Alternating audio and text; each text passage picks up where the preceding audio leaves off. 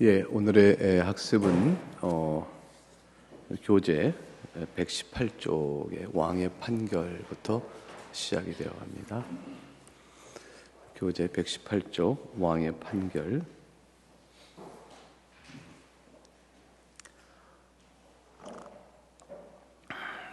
이제 우리는 타락하여 죄를 범하는 내용에 대해서 지난주에 살폈습니다. 오늘 살필 것은 그 결과로 이제 하나님의 심판을 받는데 당장에 어떤 판결들이 주어질 것인가에 관한 내용이 되겠습니다. 사람들은 참 죄를 가벼이 여기죠.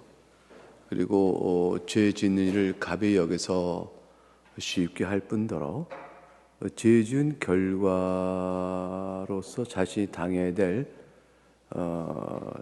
형벌, 그 형벌을 선고하는 심판 등등에 대해서 역시 죄를 가벼이 여기니까 그거에 대해서도 가벼이 여기고 그 죄의 형벌을 가벼이 여길 뿐더러 따라서 자신들이 도리어 핑계할 것이 있다라고 생각하는 잘못된 생각들을 가지고 있습니다. 그런데 하나님 앞에서 죄의 심판을 받는다는 것이 얼마나 무서운 것인지 그 죄의 크기와 무게, 그에 따른 형벌의 두려움을 좀처럼 생각하지 않아요. 근데 그것은 실로 무섭고 큰 것입니다. 비할 수 없이 크고 무서운 것이죠. 그건 사람의 최상급의 표현으로 어떤 표현을 갖다 붙여도 더 표현할 길이 없는 무서움입니다. 성경은 여러 가지로 그 하나님의 심판 앞에 받는 형벌의 두려움, 그걸 표현을 하고 있는데 이 책에서 이제 몇 가지 인용한 것은 출애굽기 20장 19절의 말씀을 인용해 놓았습니다. 한번 같이 읽어볼까요? 당신이 우리에게 말씀하소서 우리가 들으리이다. 하나님이 우리에게 말씀하시지 말게 하소서 우리가 죽을까 하나이다.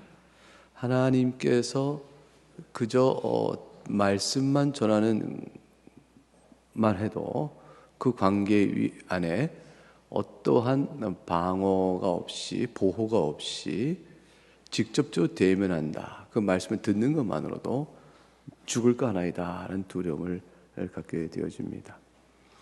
히브리서 10장에서는 살아계신 하나님의 손 안에 빠져드는 것이 얼마나 두려운가, 무서울진저라고 표현함으로 사람들을 일깨우고 있죠.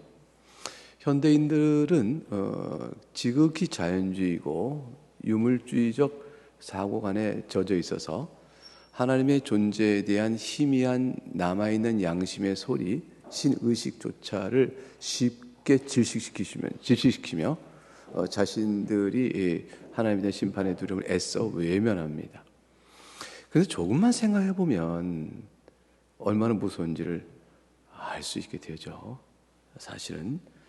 그래서 구약의 선지자와 같은 백성들도 하나님을 뵈면 118쪽 맨 아래 이사야 선지자 그 유명한 말씀, 환상 중에 하나님의 거룩하신 위엄을 보고서도 화로다 나는 망하게 되었도다. 거룩하신 하나님을 배웠기 때문이라고 생각했습니다.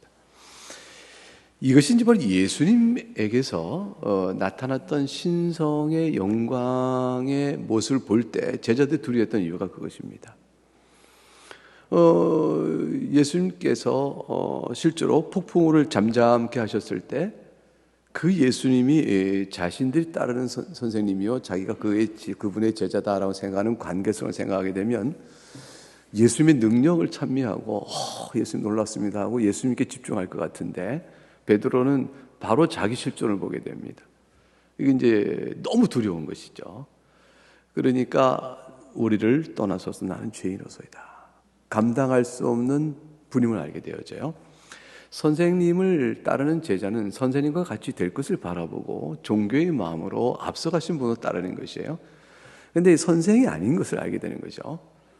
제자는 선생을 따라가고 청출 노름도 가능한 것이죠. 제자가 선생보다 알 수도 있는 겁니다.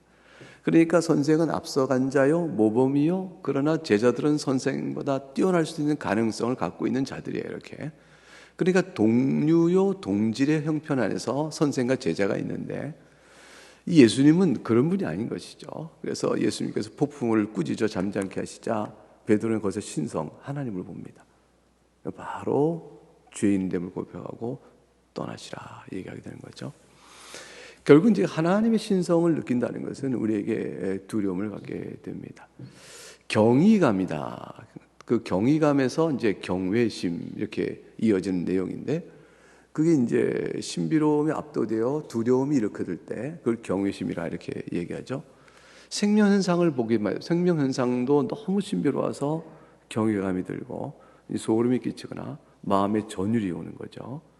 그러한 것인데 하나님의 그 위대성 앞에서는 그 흔적을 봐도 아니 만드신 자연만을 봐도 그래요. 그래도 그런 것이라 볼 수 있습니다. 결국 이제 이와 같은 죄의 심판의 두려움은 아담이 범죄한 이후에 바로 경험해야 되는 실존적인 체험들입니다. 그래서 자신에게 주어진 위에서 119쪽 5줄 가게 되면 피조 세계를 향하여 하나님의 영광을 증언할 자요 자신에게 주어진 고귀한 직임과 그 아름다운 순전함을 다 망가뜨린 이 아담은 하나님의 통치를 거부하는 수단으로 자신의 존귀함을 사용하는 자가 되고 말았습니다. 진리의 빛을 흐리고 그래서 세상에는 이제 들어온 것이 압제와 폭력과 우상숭배와 부도덕 이런 것들이 왜곡된 형태로 나타나게 되어졌죠.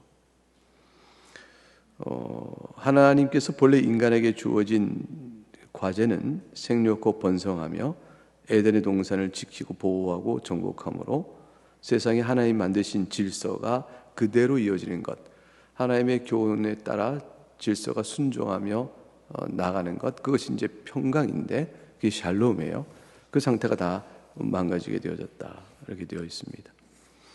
이와 같은 상황의 이제 비극적인 내용을 이제 성경은 가장 원초적인 것부터 얘기를 하는데 그 중에 하나가 이제 출산부터 얘기하죠. 하와가 직접 개인적으로 또 여인들이 당해야 될 고통으로 출산의 고통을 얘기했습니다.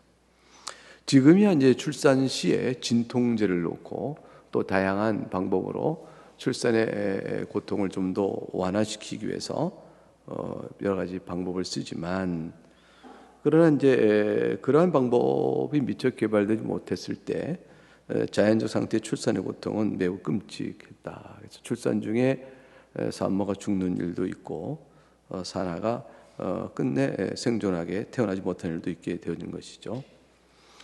하나님께서 그것은 그 고통을 통해서 죄의 무게를 생각하게 하셨던 것입니다. 임신하는 고통을 크게 더하리니 네가 수고 자식을 낳을 것이다. 자식 낳는 것은 복이거든요. 근데 그 복된 일들을 임신의 고통과 출산의 고통을 통해서 과정을 거치게 했던 일들은 하나님께서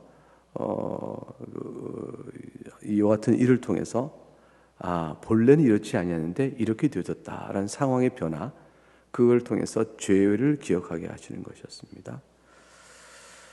분명히 타락했고 넘어가서 120쪽 가게 되면 폭력과 박탈과 부패를 취하는 세상에 자녀를 낳아 넣어야 한다는 그러한 고통도 있죠. 그러니까 이제 낙원을 경험했던 아담과 하와에게 있어서 자신들의 죄로 인해서 자녀 출산의 고통을 겪고 낳은 자식이 자신이 원래 경험했던 처음에 원초적인 의의가 있는 상태가 아니고 죄악의 상태 아래 있게 된다는 거예요. 그 세상으로 아이를 내보내야 하는 것이죠. 그러니까 이걸로 인한 정신적, 심리적, 영적 고통이 있죠. 내 낳은 자식이 죄된 세상에서 살아야 된다. 이게 끔찍한 세상인 것이죠.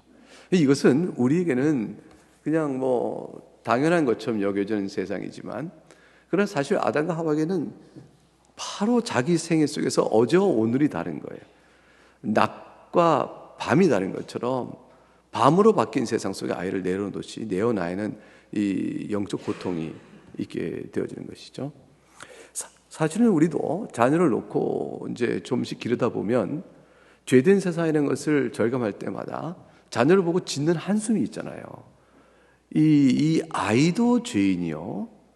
오늘 우리가 유아세를 경험하지만 그걸 묻습니다. 본성상 이 아이도 부패한 죄인이기에 예수 그리스도의 은혜 외에는, 공로 외에는 결코 죄산 받아 하나님의 자녀가 될 수 없음을 믿습니까? 라고 묻습니다.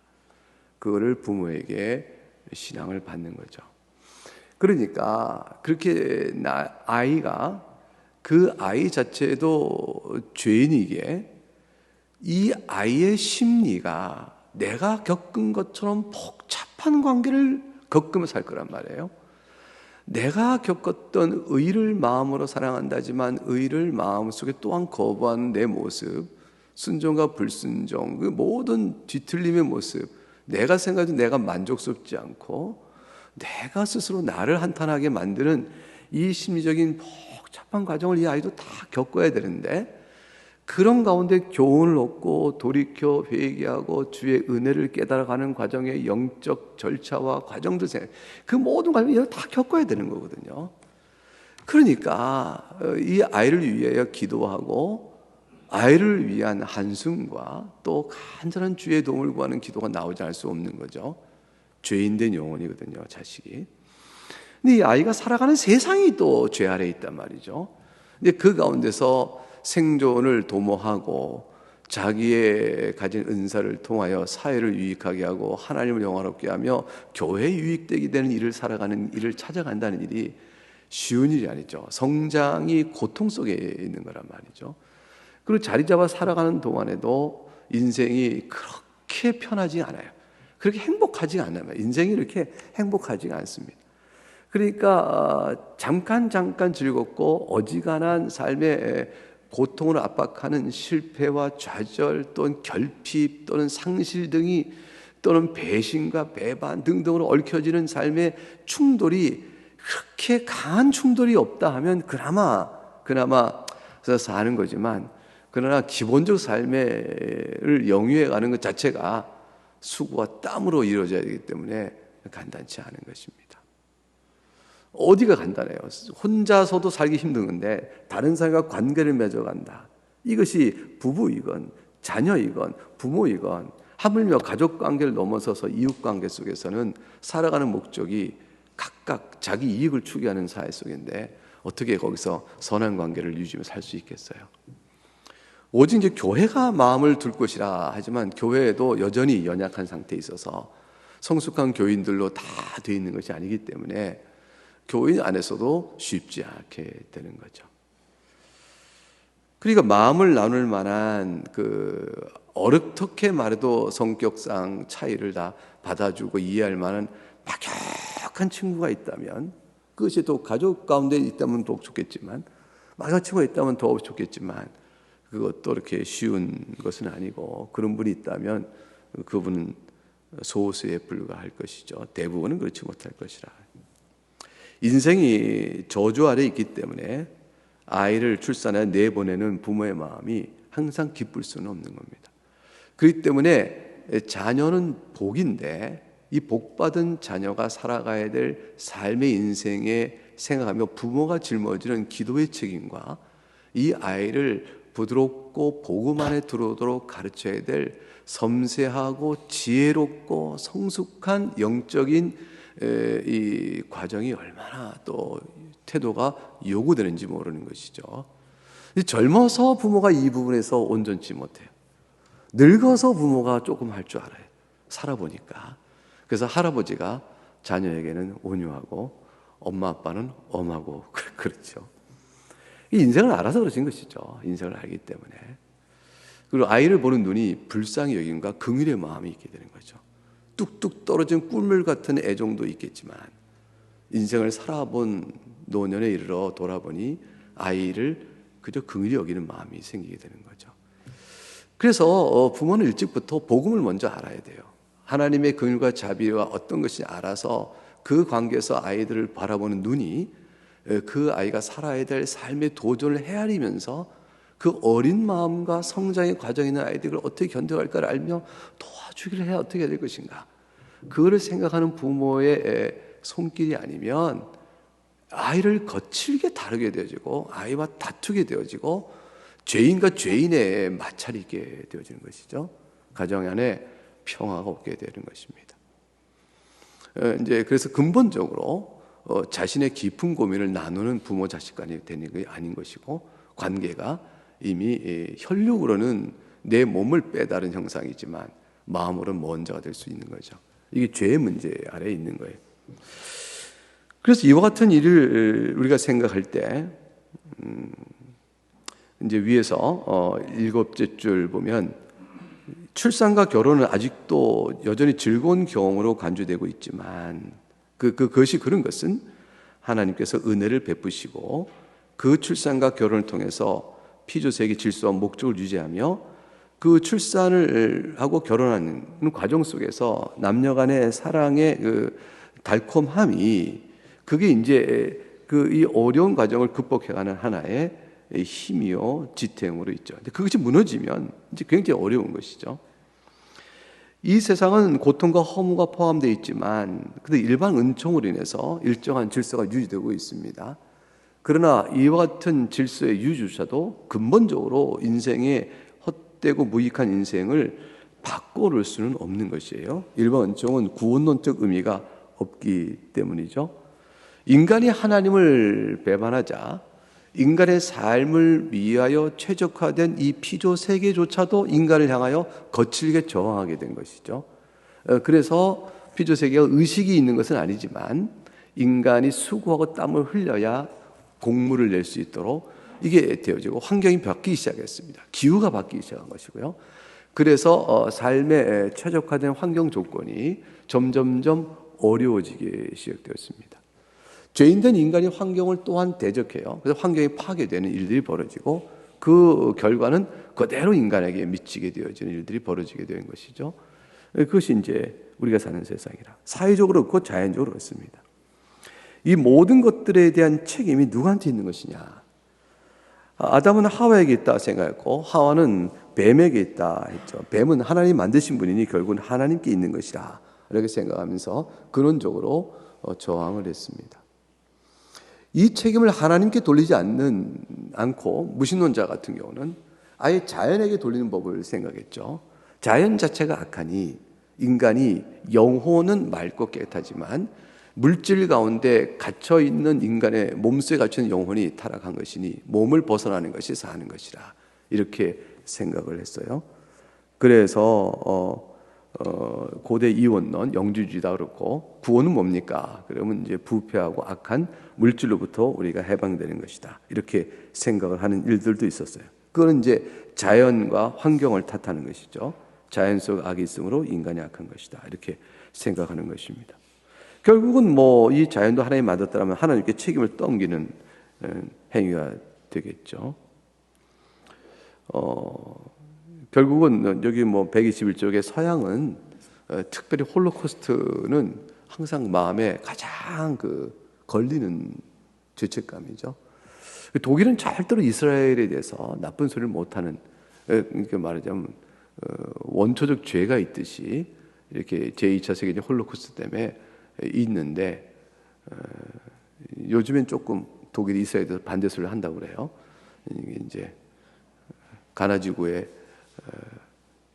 가자지구의 그 전쟁, 하마스로 인한 전쟁 관계 속에서 이스라엘 보이는 전쟁의 형태가 너무 살육적이다라는 것 때문에 그런 것인지 그런 부분에서 얘기를 한다지만 홀로코스트는 인간의 악함을 보여주는 전형적인 하나의 역사적 사례로 받쳐 있어요. 그래서 이 서구 사회는 유대인을 향해서 더 이상 말을 못합니다. 이 홀로코스트로 인해 지은 죄 때문에 원래 특별히 이제 독일에서는 더욱더 그렇죠. 그래서 홀로코스트의 기념관은 세계 곳곳에 있어요. 미국에도 몇 군데가 있고요. 그래서 이걸 계속 기념함으로 유대인들의 자기 보호를 추구해 나갑니다. 근데 얼마나 큰 죄인지 뭐죠? 근데 인간의 절망은 제1차 세계대전 때 한 번 겪었고요. 제2차 세계대전 그로 완전히 꺾어졌습니다. 그러니까 미래 세계에 대한 낙관적 견해가 다 무너져 버렸어요. 계몽주의 외에 인간이 이성이 척도가 되어지고 이성에 대한 작용이 확장 발전되어질 것이라 생각하고 산업혁명 이후의 문명, 인간 생활에 대한 편의성이 점점 펼쳐져가는 소위 과학시대다 이렇게 되어지니까 그때서는 사람들이 낙관적 미래 세계를 많이 그려봤죠. 근데 다 무너진 겁니다. 지금은 그렇게 볼 수가 없습니다. 인간의 죄성이 현명히 드러난 것이라. 그래서 이건 성경 뭐라고 말하냐면 이제 중간에 열째 줄 내려오면 에베소 2장 1절의 말씀대로 허물과 죄로 죽은 것이 본질상 진노의 자녀다 이렇게 얘기합니다. 이것이 모든 사람입니다. 이 생에 태어난 모든 사람은 허물과 죄로 죽은 상태로 태어나며 본질상 하나님의 진노 아래 있는 자녀로 태어납니다. 그러니 살 길이 없는 거죠. 이 자에게 생명 얻는 방법은 율법으로서 받을 수가 없는 거예요. 하나님의 교훈에 지켜준 율법을 행함으로 순종하여 생명 얻으라 하면 불가능한 일이 되어진 것입니다. 왜냐하면 무능력하기 때문이죠. 그러니 121쪽 아래서부터 8절 쭉 올라가면 모든 인간은 하나님의 법도 앞에서 사망과 심판이라는 정죄의 근거, 율법의 정죄의 근거죠. 그 법 앞에서 사망과 심판을 당하는 외에 다른 결과를 얻을 수가 없게 된 겁니다. 법이 있으니 위법성이 드러나고 이 불법성이 드러나므로 불법성에 대한 형벌의 책임을 묻게 되는 거죠. 대개 이제 어떤 사람이 죄가 있느냐라고 형벌을 내릴 때 첫 번째는 법조문의 근거가 있나를 보죠. 법의 근거를 봐요. 두 번째는 법의 근거에 비춰 위법성이 있는 걸 보는데 위법성은 또한 뭐로 통하냐면 의도성으로 보죠. 위법의 법을 어길 의도가 진실한 것이냐 아니면 의도는 없는데 잘못된 행위만 한 것이냐를 또 가려내는데요. 그래서 심신미약이니 소위 말하는 이런 것들을 보게 되죠. 이게 내면적인 거죠. 근데 또한 상황적인 걸 봅니다. 상황적인 뭐냐면 그 위법성을 행할 만한 불가피한 사유가 있었느냐. 외적으로. 그럼 정당방위 같은 게 있을 수 있고요. 또는 강요와 강압에 의해서 있고요. 또 교사에 의해서 당할 수 있어요. 교사죄가 있고 또 종범으로 교사죄가 있고 행한 자의 정범이 있겠지만 정범이 어린아이라면 교사한 사람이 또 크고 권력자라면 그 관계가 참작이 되어지죠. 내면적으로 의도성이 있느냐, 제 정신 갖고 한 것이냐 아니냐 여부를 따지는 문제가 있고 외적으로 그가 그럴 상황이냐 아니냐 정상적인 부분을 참조하죠. 정당방위냐 정당행위냐 또 이런 것들 참조가 되어져. 그것의 두 가지 측면에 가만히 요소가 없으면 위법성에 따른 형벌 책임이 그대로 주어지게 되는 거죠. 거기서 이제 형량이 결정이 되어집니다. 대개 법정에서 하는 일이 세 가지 관점을 보는 거죠. 변호라는 게 이제 그 세 가지예요. 법이 없다. 법 적용이 안 된다. 그다음에 이 사람은 원래 그런 의도가 아닌 것이었다. 세 번째는 이거는 정황적으로 어쩔 수 없는 일이었다. 이거 가지고 이제 형량을 주느냐 마느냐, 유문제, 형량의 결정 등을 따지는 것이죠. 이 세 가지를 그대로 아담에게 적용할 때 하나도 핑계할 수가 없는 거예요. 하나님께서 선명하게 법을 알리셨고, 그 다음에 그들 스스로 자원하여 먹음직스탐스럽고 그러니까 따먹어버리는 행위에 대한 내면적 의도성을 부인할 수가 없고 뱀을 핑계할 수가 없는 것이죠. 왜냐하면 하나님께서는 더욱더 좋은 순종에 충분하고 완전한 원초적 의의를 주었거든요. 순전하고 넉넉히 죄를 짓지 않을 수 있는 상황을 주셨기 가운데 행한 거기 때문에 결국 유혹이 넘어간 것은 스스로 넘어간 거예요. 자기가 받아들여 넘어간 것이죠. 그래서 죄책을 면할 길이 없고 죄책에 따른 형벌을 완전하게 받아야 되는 것이라. 그래서 심판의 정죄를 어떻게 합리화시킬 수 없습니다. 밑에 셋째 줄, 율법이 선언한 정죄는 이런저런 심리치료로 억누르거나 생각을 다른 데 올려 무시하거나 아무리 강하게 거부 합리화시켜도 소용이 없다. 양심이 끊임없이 자신을 괴롭히게 되어지는 것이죠. 그래서 독단적, 도그마틱 에티즘이 있죠. 독단적, 교조적인 무신론자. 나는 아예 그냥 지성적으로 하나님을 없다고 확정한 사람들이 있어요. 그런 사람들은 양심에 따른 소리는 안 들을까? 참 그래. 지성이 하나님을 완전히 부인하는 것으로 자기가 설득되어 있다 할지라도 이게 설득이 안 돼요. 왜냐하면 불가지론까지는 갈 수 있는데요. 근본적 무신론까지 못 가요. 왜냐하면 유신론이냐 무신론이냐 것은 알 수 없는 영역이에요. 신앙의 영역이기 때문에 이성의 영역이 아니에요. 이성으로 이러이런 근거로 하나님이 계시다는 걸 내가 믿을 수 없습니다 하고 말할 뿐이지, 그렇다고 해서 없다라는 적극적 내용을 다 못 내요. 유신 논증이 계시다는 이성적 설득 있는 완전한 그 논증을 할 수 없듯이 반대 논증도 완전하게 못하는 것이에요. 하나님이 계시냐 안 계시냐 것은 이성 논증 바깥의 문제예요. 그 논증은 보강적인 것이에요.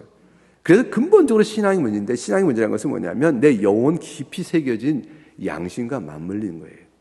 그래서 내 영혼 양심 속에 하나님을 생각할 떨림이 있고 두려움이 있고 양심의 소리가 있을 때, 이것이 삶의 실존 속에 자기 죄를 보거나 여러 상황 속에서 하나님에 대한 신앙으로 이게 확 자라나게 돼요. 성령께서 그걸 인도하셔서 눈을 뜨게 하시면 그 소리가 이제 신앙으로 바뀌는 것이죠.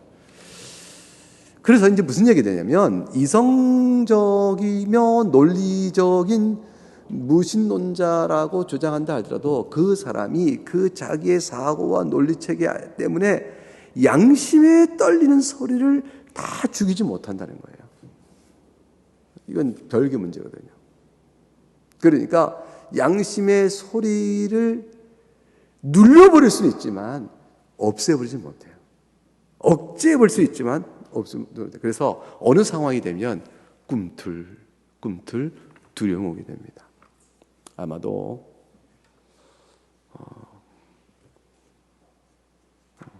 그럴 때 오죠. 아마 임종 때라도 올는지 모릅니다.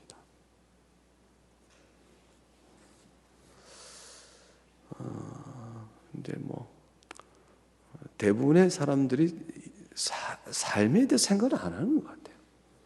그러니까 살긴 사니까, 먹고 사니까 육체의 힘을 기동하며 피로와 마음의 욕심을 따라 이렇게 막 살아가고 즐거운 거 찾고 살긴 하지만 그게 사는 것 같은데, 살아간다는 말을 할 수 있나 싶어요. 살아간다는 것은 목적성이 있는 것이고 의미성이 있어야 되는 것인데, 목적과 의미와 관계없이 그냥 열심히 살죠. 추구하고 그렇게 살아요. 근원적으로 삶의 이유에 대해서는 생각을 안 하는 것이고, 그러면 이제 양심 소리도 별로 위험에 둘 이유가 없죠. 그러니 배부른 사람들의 종교 노름이요 철학 노름처럼 생각하는 것이죠. 그런데 안 그렇거든요. 배부른 사람들의 유한 계급의 여유가 아니에요. 사느냐 죽느냐, 인생 끝에 하나님 심판이 있다는 사실은, 인생을 생각한다는 것은 인격성을 가진 인간에게 있어서의 기본적인 질문들이어야 되는 것이지, 이것이 무슨 유한 계급이 누리는 여유 속에 갖는 그런 사상의 노름이 아니에요. 그러니까 내가 사람이냐 아니냐라는 질문과 맞물린 것이죠. 짐승과 내가 왜 다르냐 생각한다는 것이죠. 인격성인데, 그래서 121쪽 맨 아래 심리학자 한 사람 예를 들었네요. 리프터 이런 사람 얘기 들었는데, 죄책감과 불안감이 끊임없이 자기 안에 있다는 것이죠. 도대체 그 원인이 뭐냐? 그걸 확실하게 일반 심리학자가 규명하기 어려워요. 그러니까 뭐냐면 그냥 당신 자신 원하는 대로 사셔요. 당신 자신 원하는 말을 그냥 누르지 마세요. 이런 식으로 이렇게 해법을 찾아가고 자아실현 이렇게 흘러가고, 너는 너를 말하라 이런 거로 이렇게 해서 풀어가려고 하는 거죠. 왜냐하면 억압과 죄책은 자기 자신이 아니라 다른 무엇이 누르고 있다고 생각하는 거죠. 다른 무엇이 누르는 것도 너를 해방시켜라. 이런 것도 하나의 이제 해법인데, 일시적인 마약 처방 같은 거죠. 그런데 그게 존재 자체의 기독교적 세계관에서 보면 이 죄책감과 불안감은 벗어날 수가 없어요. 아담과 하와는 죄에 대한 책임을 생각보다 그저 수치다라고 생각해서 간단히 아랫도리만 가렸다. 그러나 그것이 인간의 타락의 비참한 상태, 죄책의 상태를 결코 해결하는 것이 아니다.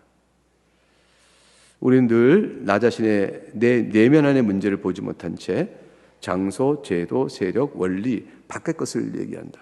종교 지도자들도 유대교들도 그 밖의 것을 해결함으로 무엇인가를 의를 이룰 수 있다고 생각하는 식이 있는데, 자기 마음에서 나오는 것이 악한 것이다.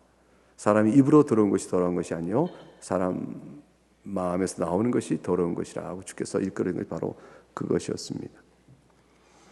서로 잘못에 대해 비난하다가 마침내 재판관의 판결을 받죠.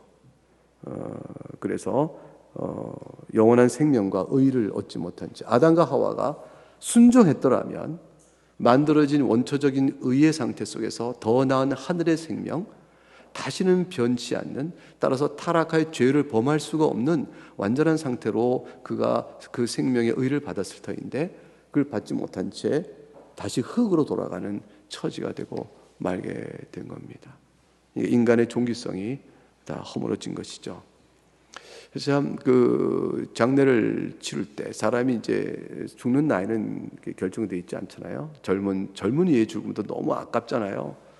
근데 썩는다는 걸 생각해 보는 거죠. 우리는 화장하니까. 그런데 사실 뭐 무덤 땅 속에 묻을 때도 땅 속에 묻으면 어떻게 되겠어요? 썩는 거 아니에요? 그럼 부패하죠. 부패하고 이제 구더기 낄 거 아니에요.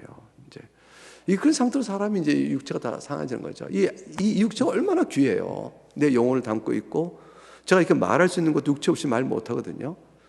그러니까 지능이 똑같이 100이 있다 할지라도 몸이 구조가 이렇게 사람의 구조가 아니었다면요, 제가 의사표시를 할 수가 없어요. 제가 강아지의 몸을 갖고 있었다면 멍멍멍 할 수밖에 없어요. 도구를 써서 뭘 할 수가 없으니까 팔다리 이 네 발 가지고 뭘 어떻게 하겠어요. 뭘 먹으려면 입으로 먹어야 될 수밖에 없지, 뭘 숟가락을 들 수가 없는 거 아니에요. 이 신체 몸의 구조라는 것은 아주 특별해요. 근데 하나님께서 이 인간의 몸의 구조를 갖고 인간에게 이성을 주시고, 그러므로 이성이 또 사용할 수 있는, 이성의 능력이 드러날 수 있는 몸의 구조를 갖고 있잖아요. 이 몸은 영혼과 더불어서 사람의 인격적, 전인격적 존재를 설명하는 굉장히 중요한 부분이거든요. 근데 이 몸은 가벼운 게 아닌데 이 몸이 썩어버려요. 얼마나 슬퍼요. 얼마나 비참해요. 그러나서 내 영혼이, 그러나서 이 몸을 가지고 죄를 범하는 모든 양상은 그 숭고하고 아름다운 하나님께 지으신 지성을 가지고 이 사용할 수 있는 몸, 지성을 다 활용해 드러날 수 있는, 지성의 능력을 드러낼 수 있는 그 몸을 가지고 순 죄악되고 더럽고 악한 일을 행하니 인간이 영원한 죽음 안에 있게 되고 몸은 바로 썩는 거죠. 그래서 악취가 나게 되는 것입니다. 그래서 흙으로 돌아간다라고 되는 거죠. 인간이 가졌던 자율성의 추구, 선악을 알게 하는 나무의 과실을 내 임의로 따먹겠다라는 인간의 자율성의 추구는 결국은 하나님 앞에서는 반항적이고 불신앙에 따른 교만의 죄를 짓게 되는 것이고, 지식은 거짓을 말하는 자가 되고 말았고요. 밑에 둘째 줄. 그리고 하나님의 성소, 이 자연을 보호하고 지키고 확장 대신에 그것을 탐욕의 대상으로 얼그러뜨리는 일이 되고 말았습니다. 그래서 사랑은 없어지고 폭압이 남아있다. 123쪽 위에 둘째 줄. 하나님의 사랑의 통치는 사라지고 폭군이요 거짓 왕처럼 폭압을 통해 자신의 탐욕을 이루는 자로 세상 앞에 서게 되었다. 이제 이것이 성경이 우리에게 가르치고 있는 이 세계의 모습이고 그 속에 사는 인간의 모습입니다. 이것이 성경이 보고 있는 자연적 세계관이에요.